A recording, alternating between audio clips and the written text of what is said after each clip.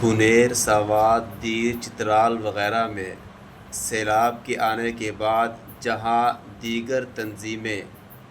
فلاحی کاموں کے لیے متحرک ہیں، ہر طرح کا تعاون کرنے کی کوشش کر رہی ہیں، وہیں پر آپ کے فیصل آباد کا عظیم دینی ادارہ دارالعلوم فیصل آباد بھی اس خدمت میں پیش ہے الحمدللہ، اور اس کے لیے باقاعدہ امدادی کیمپ لگایا گیا ہے۔ اس موقع پر تمام جاننے والے اور تمام مسلمانوں سے اپیل کروں گا کہ اپنے دارالعلوم فیصل آباد کے ساتھ مل کر ان دور پرے بیٹھے سیلاب زدگان کے ساتھ مدد کریں، ان کی مدد میں شامل ہوں اور ہر طرح کا تعاون کرنے کی کوشش فرمائیں، جس طرح ہو سکے،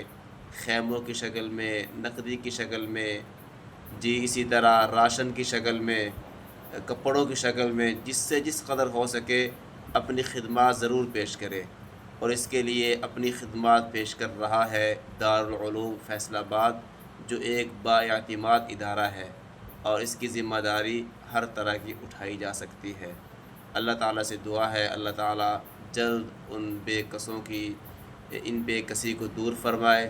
اور ان کو جلد اپنی خزانہ ہائے غیب سے سہارا نصیب فرمائے۔